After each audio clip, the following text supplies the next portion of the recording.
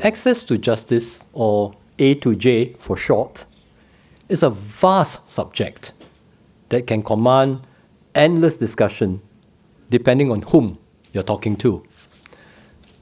What I propose to do this afternoon is to focus on the court's role in advancing access to justice in respect of private disputes and the civil justice system. While ensuring access to justice is important to the effective functioning of the criminal justice system for the person in the street and the community at large, their main concern is likely to be how they can seek and obtain justice in their disputes. In my remarks, I will focus on the civil justice system, as this is where their main interaction with the courts for their dispute takes place. I should also touch on an equally important question, that is, who is this community? Here, general definitions of community law may be useful, even though it is not a term of art or one that has a specialized meaning among the legal profession. The Law Society, in their listing of practitioners in various fields, suggests that community law includes matters concerning accidents and personal injury, landlord and tenant law, employment law, family law, wills and probate, amongst others.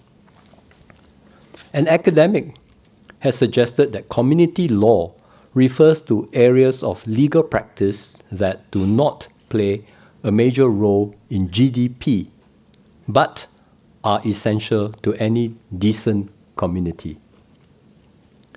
That said, I do not think that the precise contours of community law are vital to our understanding for our conversation today. What is more important is that those faced with community law disputes are less likely to have the means or even desire to hire lawyers to help them.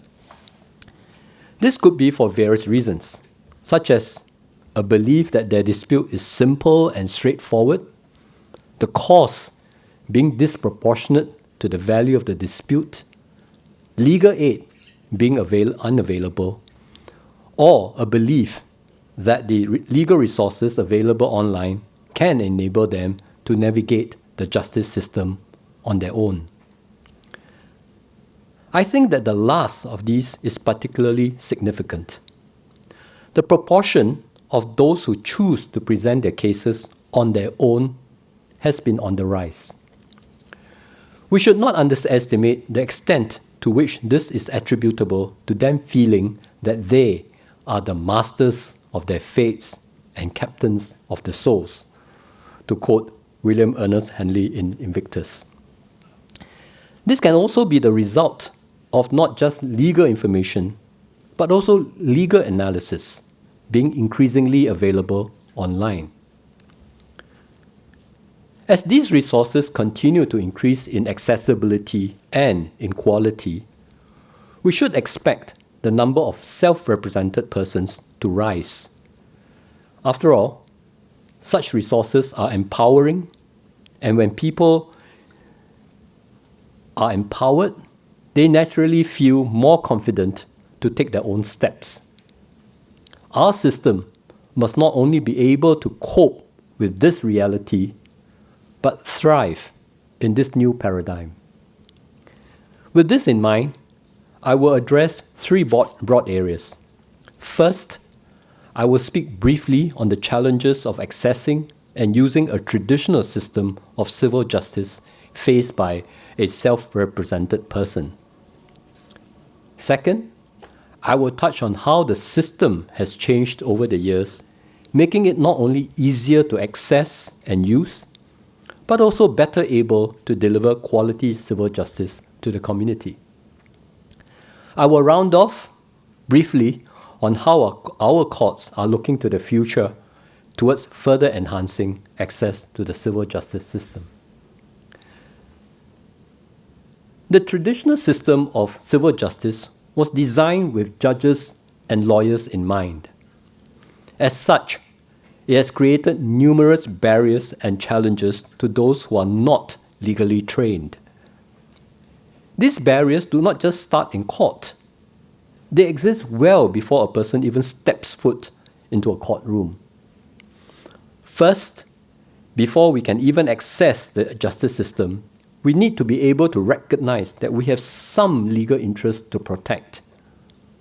Most of us have a sense of what feels unfair, but confirming this in a court of law is not always easy. The law may not necessarily match our individual expectations of what is unfair, or we may not even realize that our issue is one capable of a legal solution.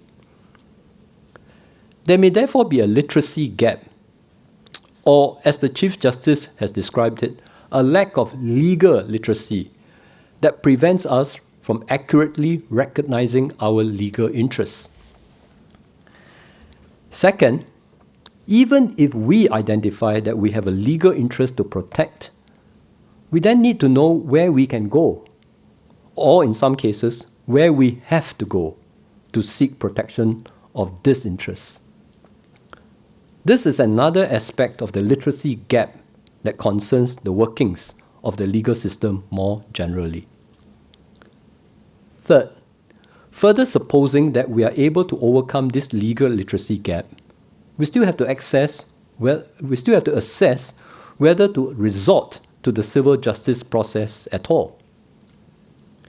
In making this assessment, we are likely to have to consider our finances and our standing in life, which in turn may give rise to an additional psychological barrier.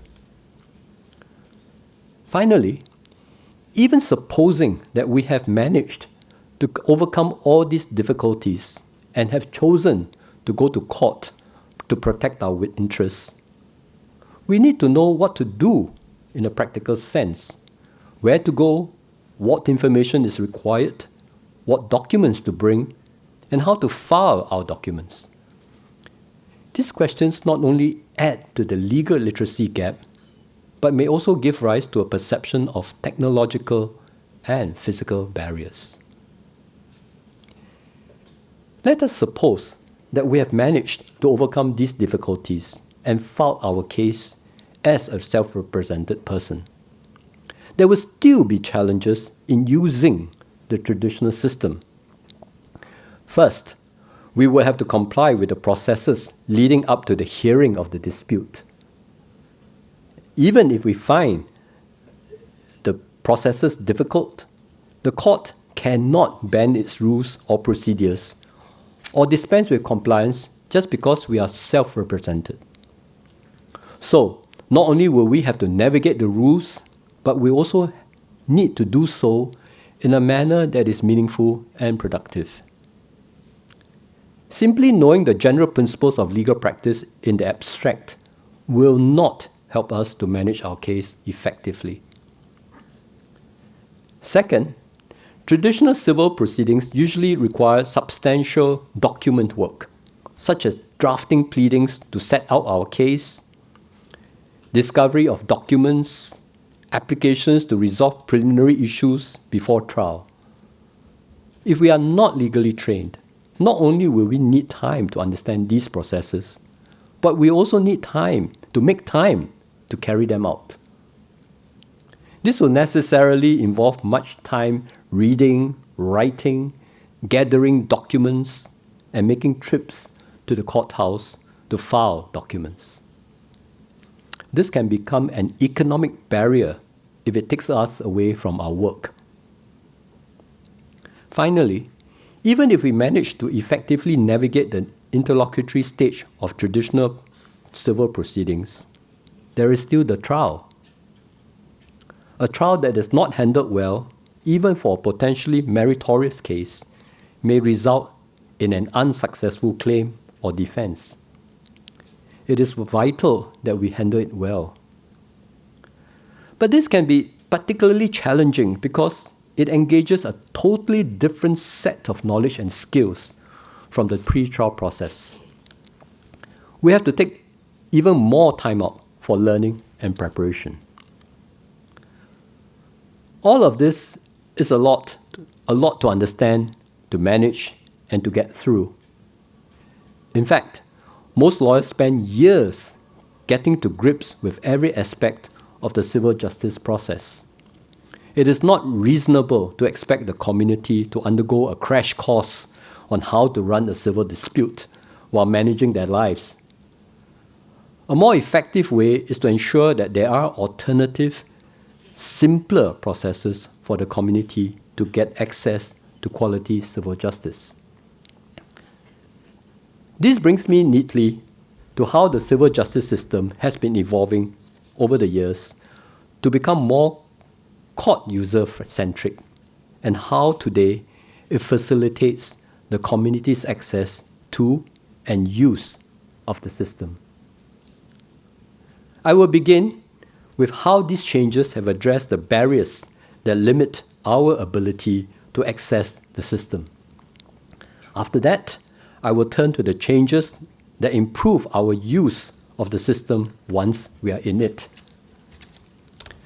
As I said earlier, there are barriers that can make it hard for us to access the civil justice system even before we set foot in the courts.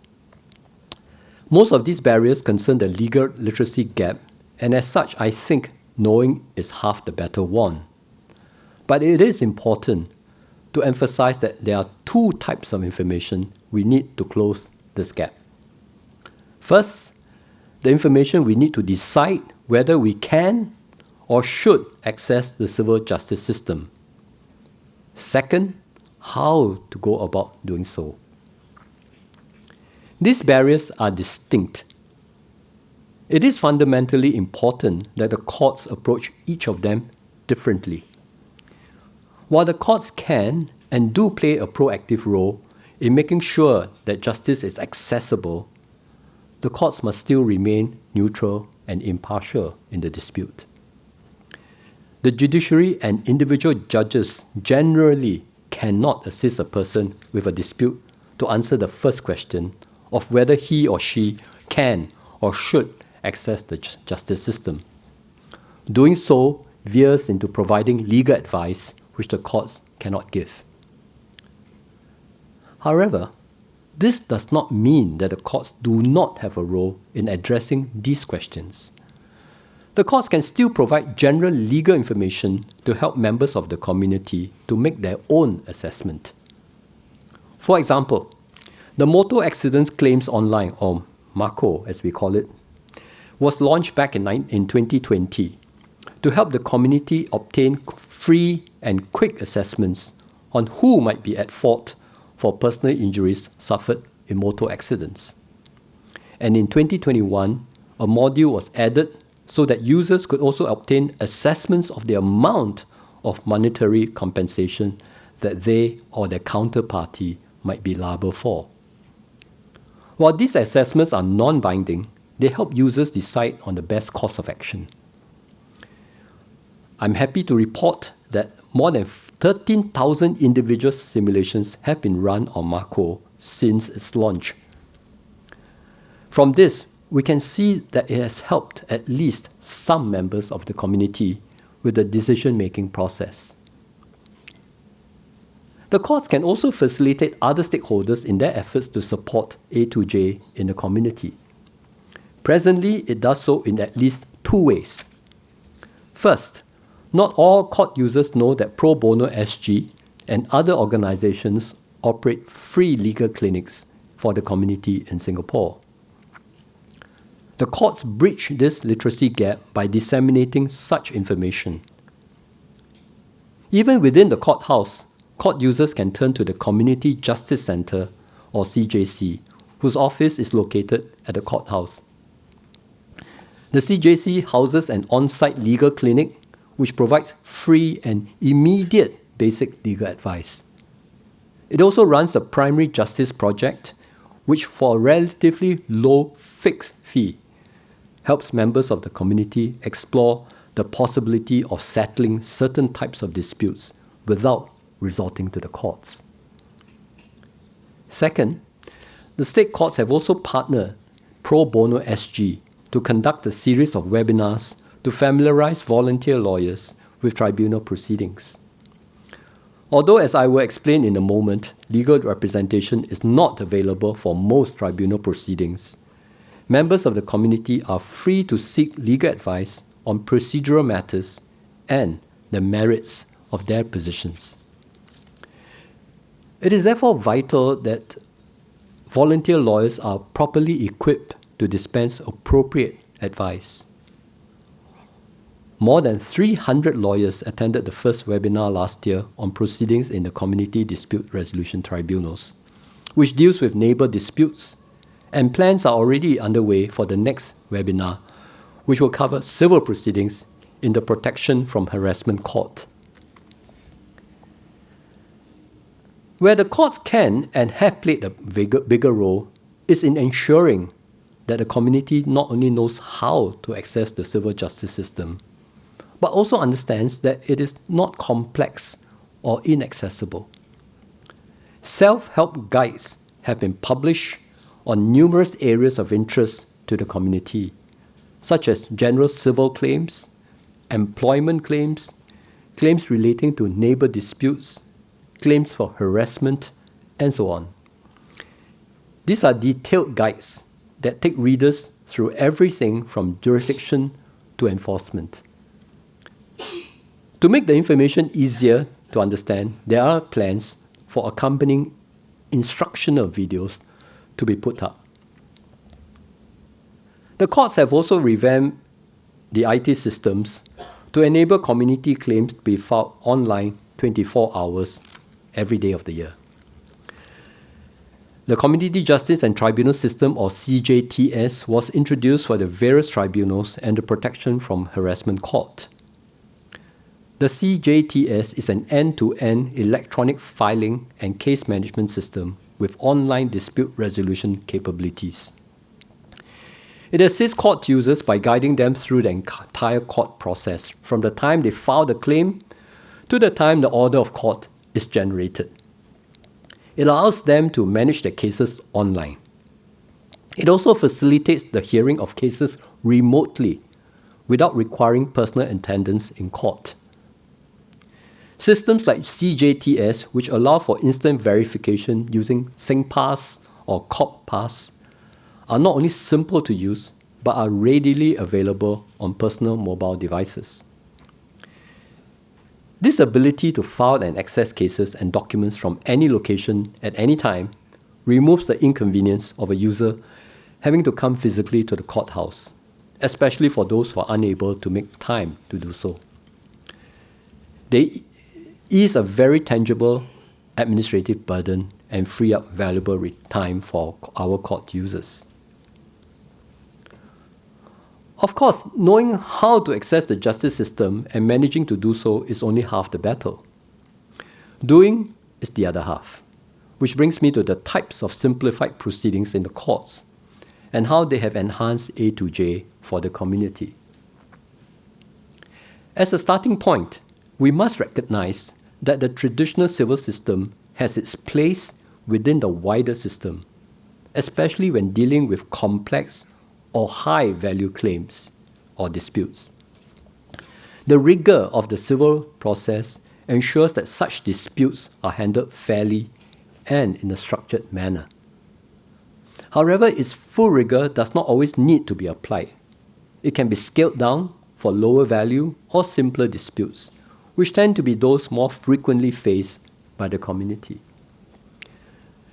The current system has a range of simplified processes depending on the community's civil justice needs. First, there are what we call general simplified proceedings, which have been available in the magistrate courts since 2014 and extended to district court proceedings last December. They target two pain points of ordinary civil proceedings: pre-trial applications and length of trial. They are aimed at making the process more manageable for self-represented persons. For example, parties are not required to go through the disclosure of documents process, which can be time-consuming and cumbersome, especially when the documents involved are numerous.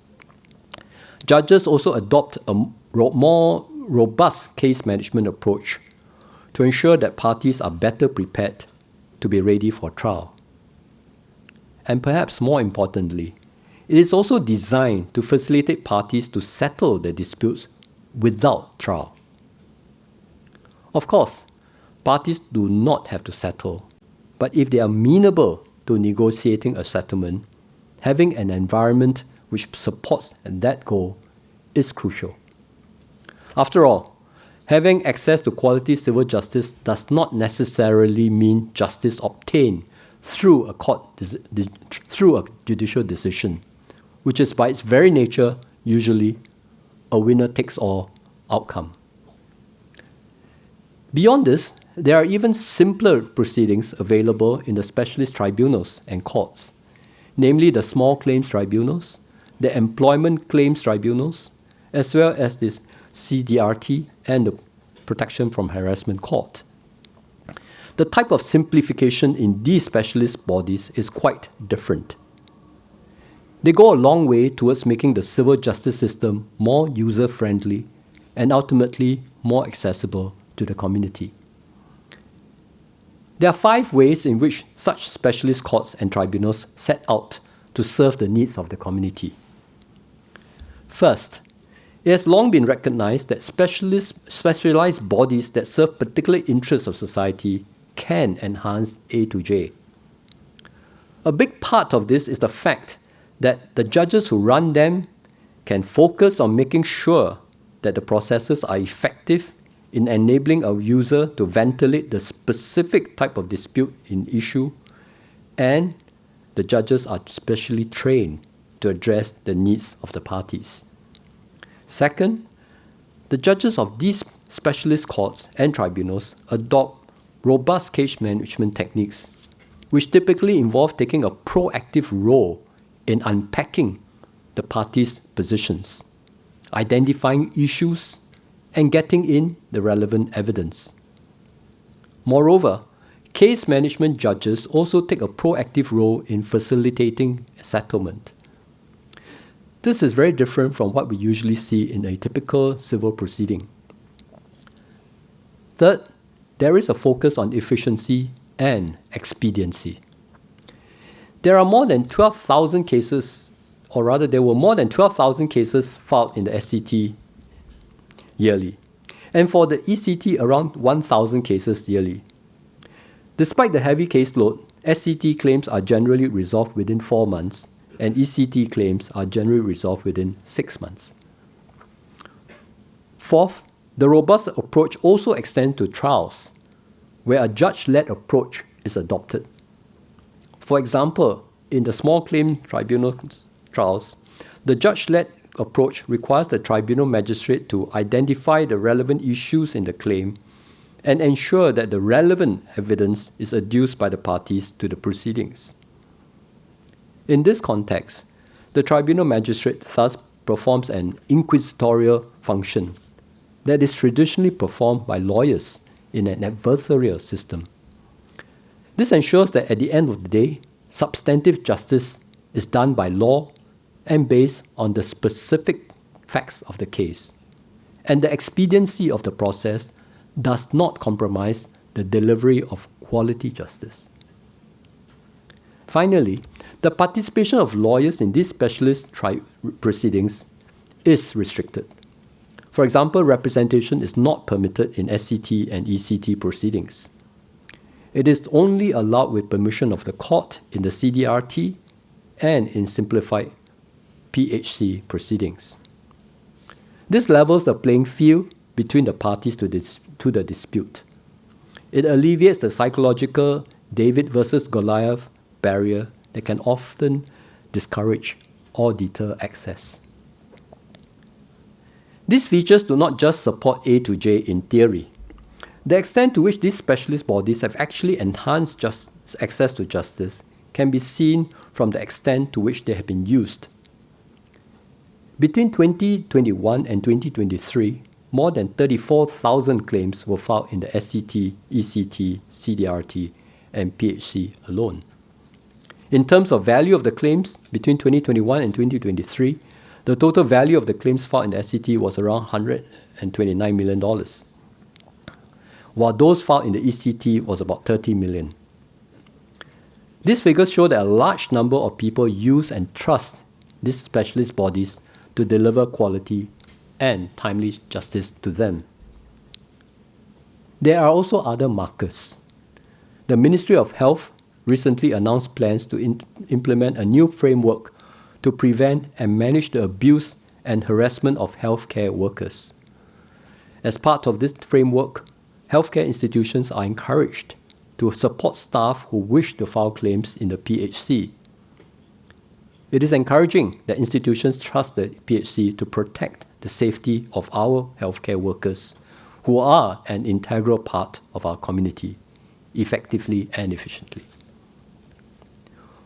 All told, the courts have in place a foundationally sound and trusted system that can deliver quality civil justice to the community. We continually strive to refine, improve, and enhance what we have already achieved with our partners. Such consistent and thoughtful iterations are the means by which we build on our strong foundations and improve the system's trustworthiness even further. For example, changes to the Community Dispute Management Framework were mooted in Parliament last year. These tend to improve CDRT processes procedurally and address evidential burdens faced by court users. The system does not remain static. It will continue to identify improvements. This brings me back to the first of this series of conversations where the Chief Justice spoke on the court's dual roles in society, its more well-known adjudicatory role, and its relatively less discussed but no less important systemic role, particularly to develop and operate a system for the administration of justice that is accessible to all and meets the needs of all. The court's systemic role requires it to be proactive. It is for this reason that the court set up an A to J program office to specifically look into solutions, both major and minor, to enhance access to justice. It is also why the courts are looking at experimental solutions, such as its partnership with the artificial intelligence legal startup Harvey, to produce a program to help the community prepare for SCT proceedings.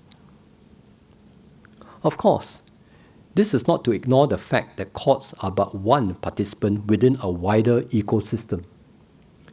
Its systemic role is not all-encompassing. There are solutions which are led by other stakeholders to enhance A to J. For example, increasing the provision of legal aid. There are also other solutions which requires the courts to partner and collaborate with the government and its agencies. For example, establishing brand new specialist tribunals or courts requires the involvement of the courts and needs to be debated and taken through the parliamentary process. Even in these joint endeavours, the court play an important complementary role in securing tandem, integration, and practical workability, ultimately to achieve the common goal of enhancing the accessibility of not only justice, but quality justice. These are continuing efforts, and conversation sessions like this are opportunities for the courts to take in the views of the community as well as other stakeholders as we deliberate on how to enhance the delivery of accessible quality justice to the community. And on this note, I look forward to the discussion with our panel members, Associate Professor Helena Willenbridge, Ms. Vivian Lim, and Assistant Professor Lim Hao Kang. Principal District Judge Tian Yize will moderate the discussion. And of course, in the spirit of a conversation, I especially welcome robust questions from our guests. Thank you very much.